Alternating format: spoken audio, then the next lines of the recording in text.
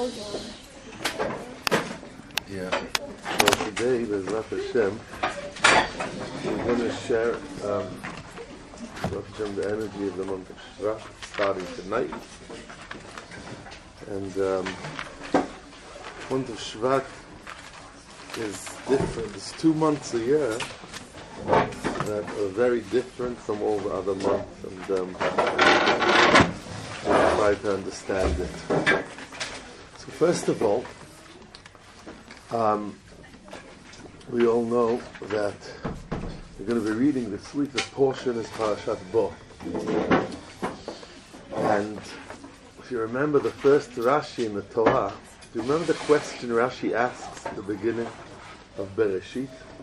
Why does it start with Right, with which mitzvah? Which is which parsha? This week's. Bo.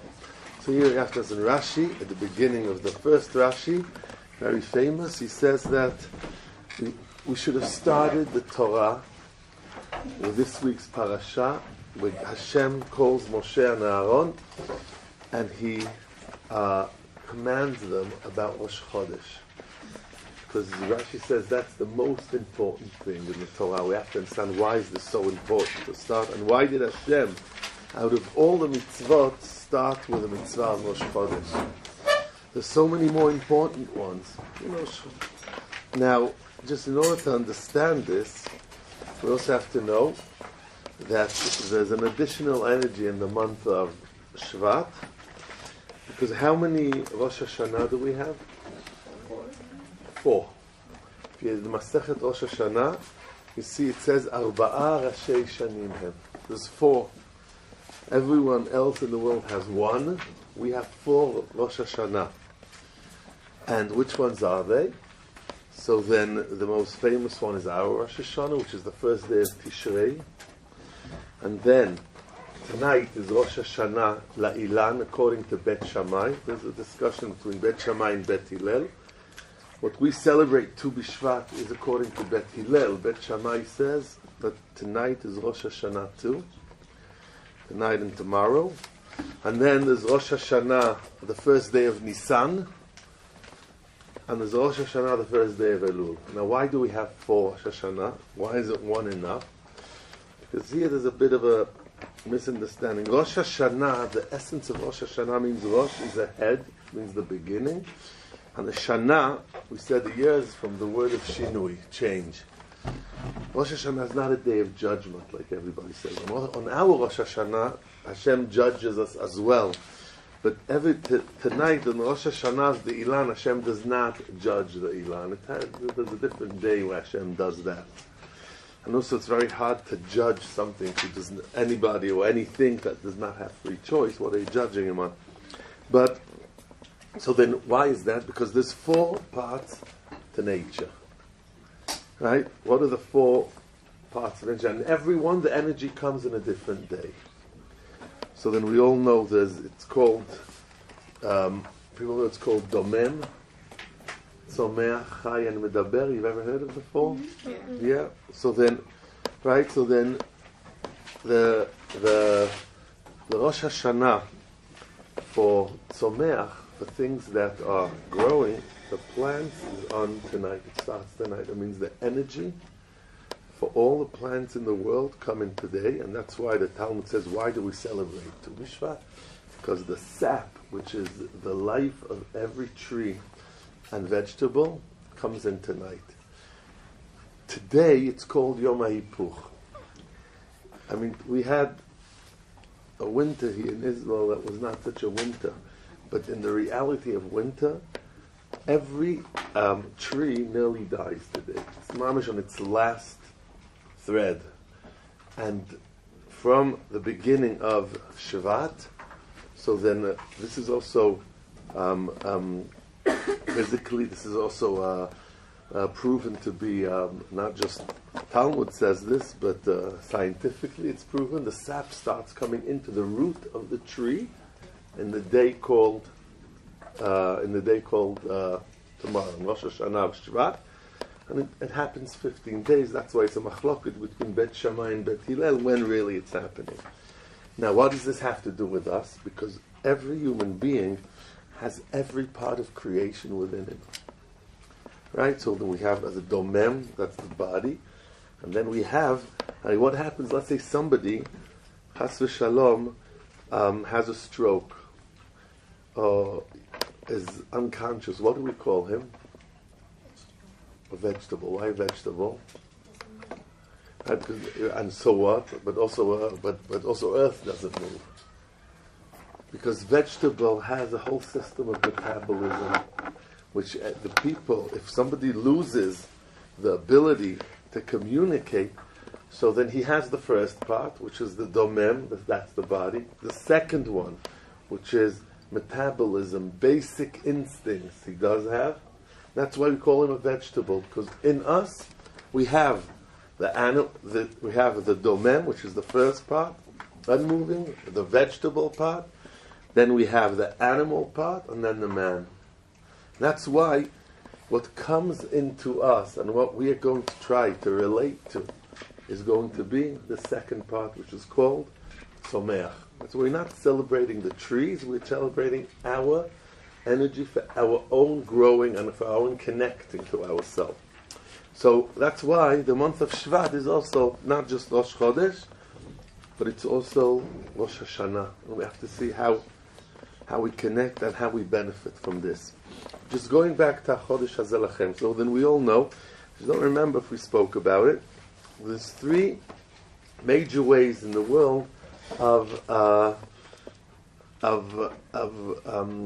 connecting to time, the calendar system. Right? We have the Georgian one, which is January, February, the whole thing. Then there's the Muslim one and the Jewish one. Right? Do you know the difference between the three? Yeah, which one? Right? So then, let's say we'll call it the Christian one. How does it work? Right, the soul. That means 365 days. You divide, and which means it has nothing to do with energy. It's a decision. January could have been 30 days, 31. It has nothing to do because it's only connected to the time you're dividing time to time we could connect to. Then we have the Muslim one. How do they do it? The moon, right. So then the moon has a cycle of like 28 days. So that's why every year for them is shorter by 11 days. Because 28 times 12, you'll see it's 355 or 54 days. And that's why every year it goes back. That means anything that, let's say the Ramadan, which is the fast day that they have. So if last year it would have been in the winter, in 6 years it goes over to the summer. Everything moves every year. We have the combination of the two, and this is the mitzvah of HaChodesh Hazeh Lachem, where Hashem says, and this is the first mitzvah, Hashem said that He wants the connection to be with us is dual, sun and moon. That means what He said, the moon is more dominant than the sun, which means that what do? We every 2-3 years we add a leap year. That's a leap year. We add another month in order to connect the sun and the moon together, because the month of Nisan always has to be in the spring. So it says, "Chodesh Hazeh Lachem." Says Rashi, he called Moshe and Aaron, and he showed them the sun and the moon, and he says, "Look, I would like you kazeh re'eh v'kadesh." Now, why is it such an important mitzvah? So then, right, what's the major difference between sun and moon? Does anybody know? What does every one of these energies represent? No, you don't. You never. So then, this is here the first or the fourth day of creation. I just want to share this with you because this is the beginning of the understanding of the month of Shvat. Fourth day of creation. So it says, you all know the story that Hashem created Shnei HaMaorot HaGdolim, the two big luminaries, and then it says the big one and the small one. So it's a contradiction. Is it two big ones, or is it a big one and a small one? So what's the story? You remember the story? Yeah? Mm-hmm. The sun and the moon said, you can't have two great things, so Hashem said, you're right, and made him smaller. Right. So then Rashi brings that what happens is that the moon complained, and people think that the moon got punished. But the Zohar asks, she's saying the right thing. Till then, till the fourth day of creation, there was nothing that God created the same, two of the same. Nothing. It's the first time where God created two of the same. She's asking a legit question. If you want something, you're creating. God created the power that's going to be a leader, because that's what it says. I'm creating the luminaries in order to lead sun, night, day, and the whole thing. So here, why are you creating two things the same? Like, could you, let's say, when you fly in a plane, are there two pilots, or there's a pilot and a co-pilot? There's always one leader. If you ever have any place where there's two, it's chaos, because everybody has his mind. So the moon is asking a very good question. She comes to God and says, hey, you created two exact same powers. Why? And says the Zohar, it's not a complaint, because asking God a legit question is the only way to grow. So why did God punish her?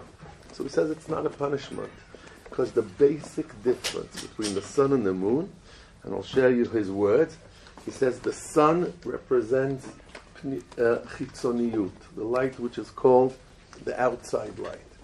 And the moon represents pnimiyut, the inner energy of everything.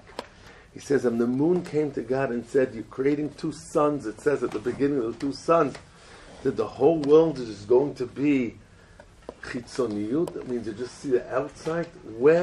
Who is going to represent the inner energy, the pnimiyut? So Hashem said to the moon, you are going to be the one who, if anybody wants to connect to any inner energy, is going to connect to the moon. And that's the major difference between the day and night. We all know that nighttime, our hearts feel open. Ask any artist, when's the best time to record a song or to do art? I'll tell the nighttime is so much deeper. You want to talk to somebody in a deeper way, have a deeper relationship, use the night. Why? Because the light of the moon is the light that shines pnimiyut. That's why there's a major difference between the sun and the moon. The sun never changes. You'll see it always starts shining the same place and goes down to west, the same size. The moon is always changing. Says the Zohar, what's the difference between the sun and the moon? People who are connected to the inside. If you connect to inner energy, you're always changing. Never the same thing. And he says that's why Moshe, before first mitzvah, God told him, and that's why it's not just the whole system of the calendar system. He says Judaism is about pnimiyut. He says the whole idea is connecting things, not just to do things like a robot or like a computer. He says you do things, you take the sun, which is the chitzoniyut, the mitzvot, the outside, but the whole idea is pnimiyut as well. That's what it says, kazeh re'eu kadesh. And that's why this week it starts, and that's why the parasha of Bo is always before Tu B'Shvat, because the ability of connecting to the root, which is the pnimiyut, starts now. And that's why, let me just try and explain again. If you look at the moon, you'll never find it the same place in the sky ever. It's always a different shape. And there's sometimes, like last night, and tonight probably, you won't see the moon at all. It says there are people who are connected to the pnimiyut, to the inside, to the energy, to the neshama. He says they're always the same. Sometimes you feel full. Sometimes you feel empty. You just can't find yourself. And that's reality, he says. It's not good or bad. That's the way of growing. Then you start again. And he says, but the sun people, it's also, the chitzoniyut means you're doing something and not connected to the inside of it. It's like when you walk into let's say a building and there's a keeper there and he says good morning. Good morning there, it doesn't mean he asks how are you. He doesn't really care how you are. He doesn't. That's chitzoniyut. That's the light of the sun. He says the moon always wants to see and feel things in a deeper way. And he says, the Zohar says we have to be so careful to connect to the moon the whole time. Not to the sun. The moon meaning that when let's say you pray to God, it's not about the amount of words you say. As the halakha says, Tov me'at b'kavanah, better pray a bit with kavanah. Me'arbeh b'lo. It's the first halacha. You see, the Shulchan Aruch brings, it's better to be connected to the in and say 2 words, but it comes from your heart, from your soul, than doing something that's not connected at all. So that's why this was the first mitzvah. And as the Zohar says, this is what takes you out of Egypt. Egypt means, what does a slave mean? A slave does everything without a heart, because it's nothing's for him. He does it, but there's no connection. What's somebody free? God bless you. What does somebody free mean? Freedom, he says, means that you have the ability to connect to everything. That's the difference between freedom and avdut, and slavery as well. And that's why the mitzvah of Kiddush HaChodesh is the mitzvah, first mitzvah of coming out of Egypt, because you have to connect to the energy, to the time, to what it is you feel. There's summer, there's winter, there's day, there's night. As the Rambam writes, he says, whenever I wanted to learn anything in deepness, I always waited for the night energy. Whenever, he says, you learned the rest of the stuff, he says, that was daytime. But nighttime, because I connected to the energy of the moon, and the energy of night, which is actually dominated by the moon, he says, that's why whenever I wanted to think my deepest thoughts, it was always nighttime. So this is here the difference. And the Zohar says, like an example, you could be a moon teacher, and you could be a sun teacher. A moon teacher, let's say the sun teacher sees, right, there's 10 questions, you score 10 out of 10, you're a great guy. But the moon teacher, he sees, wait a second, this guy scored 10, but everything's working for him. But the other one who scored 5 doesn't have the brains, doesn't have the background. So 5 means a 10. And he says, that's the way Hashem looks at people. It's not about the outside. He says, he always thinks, this is here the moon, because the moon sees the darkness. The moon always shines with darkness. The sun does not.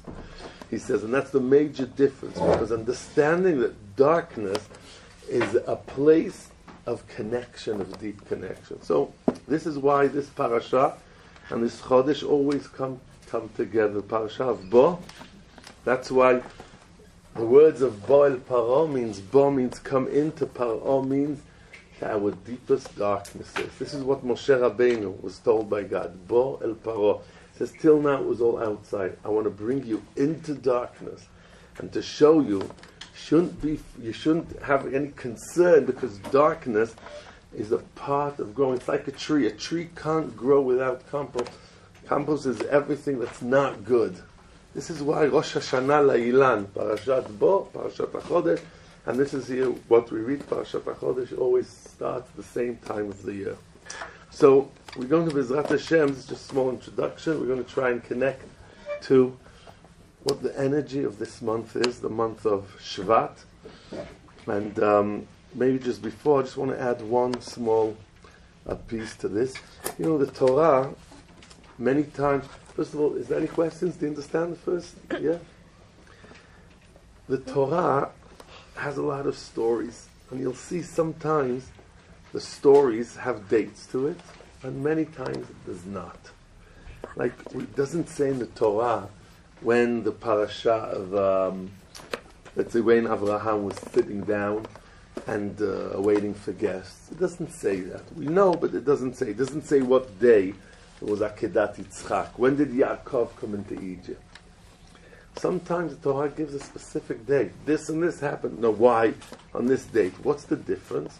So it's very simple. Whenever the date has to do with the energy of what the event was, the Torah says a date. It means the date is a part of the action of the story. But if not, it doesn't say, like Yaakov Avinu went down to Egypt. It could have been a Nisan, or a Iyar, and Sivan, it doesn't matter.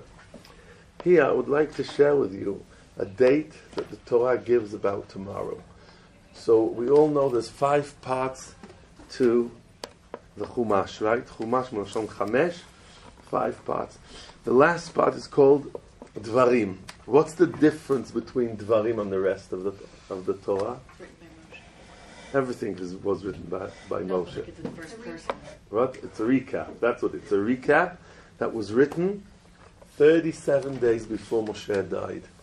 He called everybody And he says, that's Eile Hadvarim Asher Diber Moshe. Now, on the second pasuk, it says like this. When did he do it? So it says, V'chodesh HaShtei, which means the 11th month of the year. Now, in the Torah, we always count from Nisan. Which is the 11th month? Shvat. Shvat. So the 11th month, Be'echad LaChodesh, which is tomorrow, Moshe gathered everybody, and Moshe said, I want to teach everybody anything you want to know. For 30 days he was open, 37 days, because Moshe Rabbeinu left the world in a date called Zayin Be'adar. So the Torah mentions a date here, that the date of Moshe waiting, he could have started a month before. He says no. He waited for the first day of the month of Shvat, and he says, Ho'il Moshe be'er et kol ha-Torah azot. He says, Moshe Rabbeinu says, he told them, I'm leaving the world. Anybody who has any question or wants to know anything in any subject, I'm here to share it with you. Says the Zohar, why did he wait for the first day of the month of Shvat? Because he says what happens in the world is that there is a burst of energy that comes in the month of Shvat. That's why the Torah mentions it. The idea of Dvarim and Moshe Rabbeinu having the ability to teach anybody anything, he says the month, and especially the first day of the month of Shvat, has this energy. Why is it? So now we're going to see the energy of the month, and we're going to write it, and then we'll understand what it is. So we've said every month has a letter. So it says like this, Himlich, this is here the code from the book of affirmation, Ot Tzadik. The letter of the month, this is here a quote from the book of affirmation, is the letter Tzadik. As you know, there's two Tzadik. There's this one, and then there's the end. If you take this line and you just push it down, so it's the end Tzadik. Right? It depends, but it's the same letter. So it says that God crowned the letter Tzadik, and that created, what's the sign of this month? Do you know, in astrology?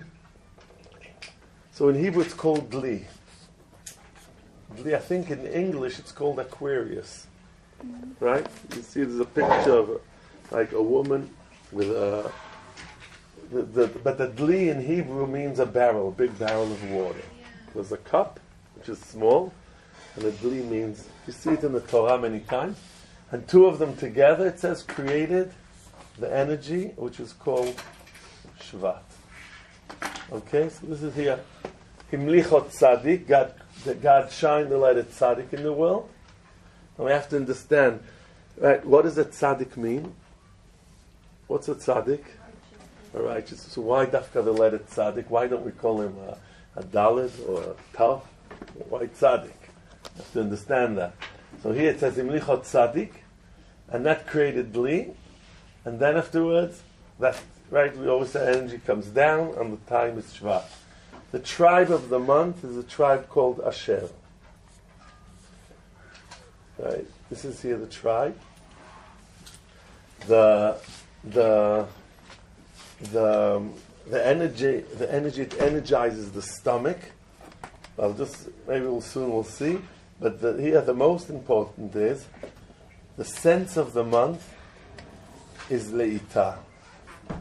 Now, what does Le'ita mean? Does anybody do you remember when Esav came back very hungry? So what did he ask Yaakov? Yaakov was cooking something, and what did he ask him to do? Put the red stuff. Right, po Le'ita, there's eating. That's called achila. Le'ita is just stuffing it in without chewing. That's hal itei nina min adom. He says, I'm so hungry, I don't, just pour it into me. Le'ita. So it's here, the book of affirmation says it's not achila. This is a sense we all have within us. And we have to understand what's the connection between all these to understand what's going on in the month. So I'll just say it again. There's the letter Tzadik, and then there's Dli, which is a bucket Shvat, Asher, the tribe of Asher. We have to understand what was his uniqueness. And Le'ita, he says, understanding that, we'll understand make us understand what is actually what's going on, what's coming in on Rosh Chodesh. So does anybody, could you see a connection between any of these facts? Yeah, please. I mean, Usher's whole thing is that he's like trees and orchards and stuff, and if it's the Rosh Chodesh of the trees. Why do you say Asher's trees? Because his whole thing is like, he's blessed with like prosperity. Right, but it's interesting. Say that he was not so blessed with nature, but we'll see soon. Yeah, I'll see. Well, you'll read it in the Torah. Yeah. This is a little bit similar, so maybe I'm wrong, but I feel like they all have to do with abundance. With? Abundance, because like Asher had a lot of olive oil. Right.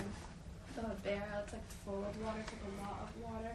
And then the stomach and like the lot of eating is all like a lot of abundance. Very good. Very nice. Yeah. Yeah.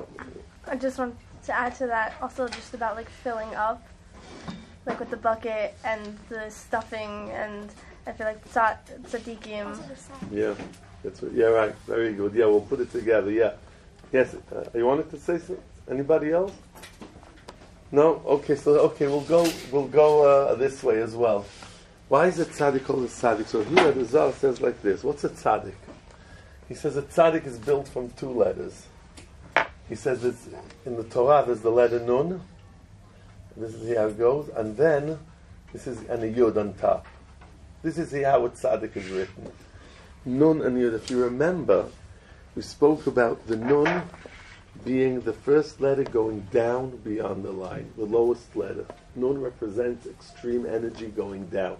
If you remember the month of Cheshvan, which is dominated by the letter Nun. So Nun is always extreme. Why is Nun extreme? There's many, but let's just say the basic explanation. Right, you remember when the Jews went into Egypt, what gate did they get to? 49. 49. Why 50? And if they would have got to the 50th gate? What? You'd be stuck there. Would be stuck there. That means it's over. Nun always represents energy. That's why, because what's the number of nature? What? No, 7. The number of nature is 7. 7 days. 7 times 7 is how much? Which means 50 is extreme. Always when we see the number 50, that means extreme energy. Now here the tzaddik is not, if anybody learned the Tanya, he talks about this a lot. What's a tzaddik? He says, so then the tzaddik, the basic is a nun. That means he has a body, he has all his tavot, everything, but he puts the yud on top. The yud is the spiritual letter. One spoke about it. If you see yud, doesn't have, everything's grounded. The yud is spiritual. Why is the yud spiritual? Because any letter you start with, you start with a yud, because yud is a dot. The minute you do a dot, it's a yud. Yud is the beginning. That's why a tzaddik, it says, a tzaddik is somebody who the yud, the spirituality, dominates his physicality. This is why that's why they chose the letter tzaddik, because that's the essence of a tzaddik. And as the Baal Tanya writes, he says the first part of a tzaddik is somebody who overcomes, the yud overcomes the nun, but then he says the better part of it is when the tzaddik, when the nun and the yud become one. That means everything negative he changes. He calls it iskafia, that means when you suppress negativity, or ishapria, when you turn the whole thing around and become. So that's why the tzaddik, we call the tzaddik a tzaddik, because this is the one letter that connects both parts. The nun, which is kind of the extreme negative letter, and the yud is the spiritual, and this is here what a tzaddik is. But he says, but what's the definition of a tzaddik? He says a tzaddik is somebody who overflows with spirituality. He gives over everything. This is here what a tzaddik. He said that tzaddik means that the yud, which is the energy of endless and the infinite energy, is always dominating the nun, which blocks you, takes you down. You see, the nun stops of this nun or this nun. There's always stops to it. But he said, what happens? The tzaddik always adds energy. There's many other explanations, but here I just want to go according to what you said. So the tzaddik means something that has much more, that is doing, you could do a mitzvah. When a tzaddik does a mitzvah, it says in the Zohar, how does a tzaddik do a mitzvah? He does it for everybody. He doesn't think of himself only. It's not, tzaddik is not an action. I could do a mitzvah, I could daven today, and say, okay, I'm davening for myself and my family. A tzaddik davens for everybody. That's what the Arizal says. He says, if you want to daven like a tzaddik, so the first thing you do is you say before you daven, Areini metkabel alai ve'avta l'reacha kamocha. And I'm davening for every person who can't daven, who can't pray. He says, that's a tzaddik. But when you do a bracha, and he speaks especially about Birkat Hamazon, he says, you know, many people are eating breakfast. He says, if you say Birkat Hamazon and you have in mind that you're blessing for everyone who ate just now, anybody in the world, and doesn't know Birkat Hamazon or just didn't say it, he says, what happens, you are the one who actually connects. It's called Hala'at Nitzotzot. You're taking the sparks of the whole world, and you are the one who is bringing everything up. He says, that's what a tzaddik. A tzaddik is a mindset, he says, of not just thinking of yourself. Always the Yud, which is God, and God is all about caring, dominates the Nun, he says. And that's why he says the tzaddik, he says, is actually the part of doing, he says, people think that, tzaddik, to be a tzaddik. He says to be a tzaddik is just a mindset of always having the Yud on top of the Nun. And that's why he says that means he thinks more than just himself.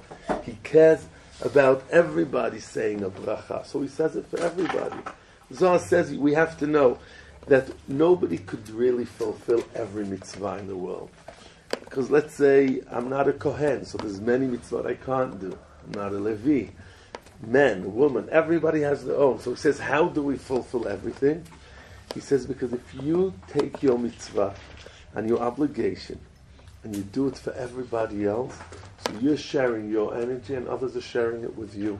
He says, so then at the end of the day, everybody's doing everything. That's what it says, Atem Kurim Adam. It's like one body doing everything. So this is the tzaddik, he says. And he says, this month, Hashem shines the ability in the root for everybody to go over our own. Everybody has a dream and an image and a feeling about ourselves. He says, this month, we have to go beyond our limitations. Try something different and something in the high. Let's say you think that you could only pray for 5 minutes. This month, do it for more, for 10 minutes. Try. You have this character you think you can't overcome. He says there's so much good energy and that's why Moshe Rabbeinu used this energy. He said, I want to teach everybody the whole Torah. But it has to be an energetic time to do it. He waited for the month of Shvat, and that's why he taught everybody the Torah, because it's so much more the energy, as we say, Dli, let's just go down. As you said, Dli, it's not a small cup, it's more. A Dli is something that you can have a barrel of water. And the whole idea of a Dli in the Torah is always when there was a well, so then the bucket that goes down is called a Dli. And the Zohar says, if you change the letters of Dli around, so you get the word Yeled, a child. He says, what's the difference between a child and a grown-up? He says, a child doesn't know limitations. He says, one of our problems is we grow up, we really believe our limitations. You see children, sometimes they do things, what you didn't know. He says, do we have to come back and connect to the energy of child, which is what energy is it? He says, always starting, this is the Chodesh Hazeh Lachem. Chadash, don't be stuck on your yesterday. You're living today, Hashem gave you another energy. Is that the first? Coming out of Egypt means that. Egypt, Mitzrayim is Mitzarim, limitations, but to understand that we have the ability to go beyond our limitations. He says that's what's coming out of Egypt. And that's why we read Parashat Bo. So this is Dli. He says Shvat. This is here. The month will soon. It says, maybe I'll just add, it says, we say this on Shabbat, in Mizmor LeDavid Hashem ro'i lo echsar. So David HaMelech, that had a lot of challenges in his life, he writes, Shivtecha u'mishantecha hema yinachmuni. There's many explanations, The Zohar says Shivtecha is from the name of the month of Shvat. He says, I'm waiting for Shvat. Shivtecha umishantecha, because this is the energy that helps me go and fulfill my potential beyond what I know. Shivtecha umishantecha hema inachamuni. This is here the word of Shvat. It also sounds like Shabbat, if you just change this, because that's the idea of Shabbat. But let's just go. Asher, as you said, I just want to read to you Asher in Parashat Dvarim. If we ever want to know a character, so we have to see the way Moshe described him and the way Yaakov described him. So then, if you look at the book of Dvarim, it says like this: V'la'asher amar, Baruch mibanim Asher. Asher was the tribe who had the most children. Baruch mibanim Asher, because he says, Baruch mibanim Asher, tovel b'shemen raglav. Right? We take oil, we pour a bit on our salad. Asher used to take his legs, and the Zohar says that his legs means Moshe Hergel. Anything that he just did again and again, he never did things the same way. He took his whole idea and put it into shemen. That means he was somebody who always went beyond. Some people have 2 children, 3 children. Asher, he had so much love in his heart, and that's why Asher in Hebrew, the word Osher means happiness. It says here, the Zohar, you would only get happiness when you go beyond yourself and help others. You'll see that. People think it's about having money. He says everything that you dream of. He says there's needs in the world. Like everybody has needs. You have to eat, you have to drink, you have to have a house. He says that brings you the sense of comfort for a physicality. How do you feed your neshama the comfort? He says by doing something beyond for other people. Yeah, you wanted to ask something? Wasn't Dan the largest Shevet? What? No, here he's not doing it. Who had the most kids? And the most was Shimon. There's a few things. Yeah, theoretically, if you were the most kids, wouldn't you be the largest Shevet too? No, I don't know why, but it was not the largest Shevet. There's another one. Yeah, if you look at the numbers in Bamidbar, you will see. But so this is here Osher. Asher again, going beyond yourself, and this is why in every mitzvah we say Asher Kiddishanu, when we say a bracha. This is here this Osher, because when I take an apple and I bless over it, so I'm actually making it spiritual. So it's not physical anymore. It's part of it's part of a spiritual thing as well. That's why he Asher Le'ita says here the Zohar. This is such an important. He says we have to understand that right now the energy is starting again, as we said. He said there's 2 ways to connect to energy. He says the first is called, what's the difference between eating and just pouring it in? Stuffing. Le'ita means stuffing. He says when you chew something, that means you bite things into small pieces. That's what chewing is in the essence. You have a big apple, you chew it. He says that means that you take something big and you downsize it to the ability of how you could eat. Le'ita means you just stuff it without biting. He says this month, he says we have the ability. He says many times we take an experience, and instead of just feeling the experience so strong, we bite it up. And I'll give you a simple example where a lot of people, go. Let's say you're dating somebody. So sometimes the first date, all the questions come up to your head. Would my mother like him? Instead of just feeling the feeling of what do I feel connected here? Getting the feeling in a total way. And today this is one of the major problems we have. People don't feel things, especially with a phone. You come to a performance, you see somebody performing, and everybody's phoning. Everybody's like taking pictures. How much of the performance do you think you could really feel if your whole mind is into what I'm filming now? You'll see it's about 40% you could. But when you go somewhere and you have everything, and your total mind and feeling is just to connect to it, that's real connection.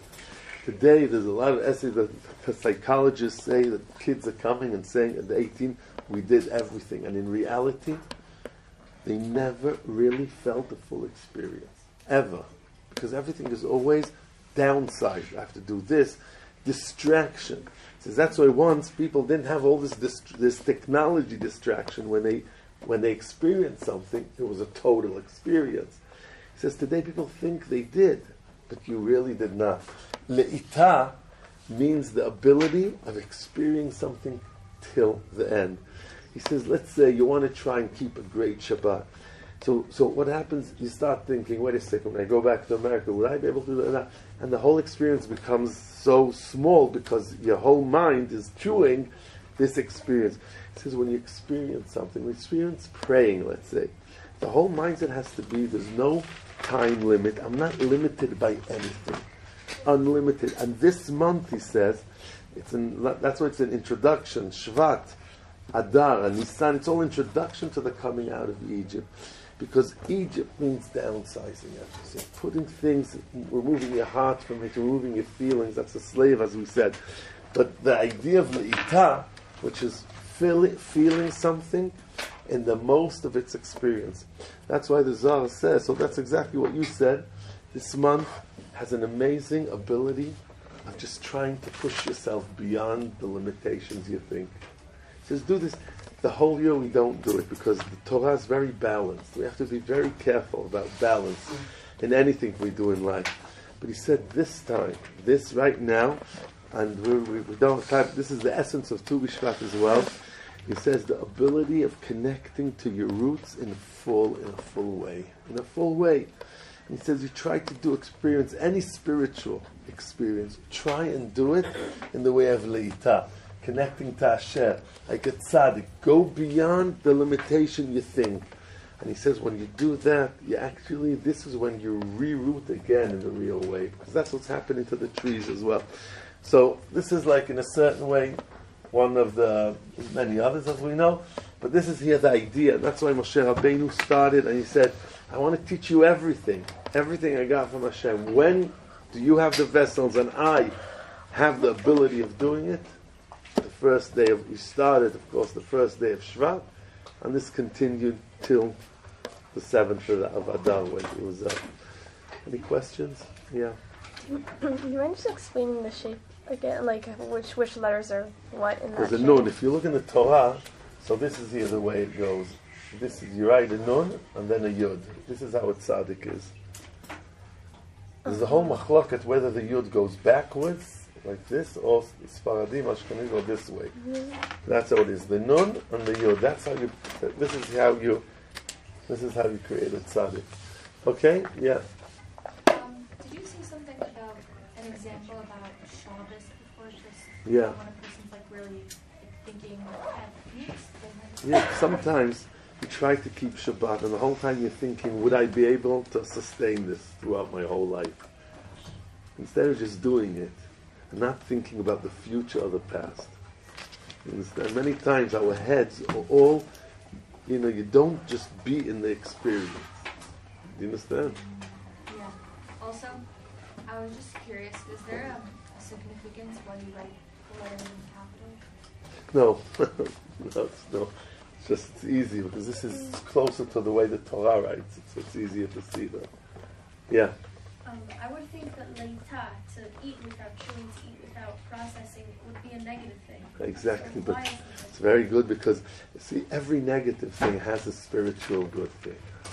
It's exactly what the Zohar says. We all have in us this ability of wanting something in the full experience. So there, he took it bad. He said to just pour it in. But what's the energy? What's the sense that's good? This ability we all have to feel something till the end. That's the whole idea of marriage. Sheva brachot. The first week when you marry somebody, you're only with them. You're not allowed to work. You're not allowed to. You have to feel the experience of connection in the whole way. Do you understand? So that's why you're right. It could be used bad, but that's what here the Book of Affirmation says. That behind it is this energy we have to use. Understand? Doing something in a full way. Okay? Yeah. Yeah. Okay, why did you say that the moon we associate it with inner energy? Like, what is it about the moon that? So first of all, the moon, you see everything, the shape, the places, everything is in energy. And inner energy is moving the whole time. That's what inner energy is.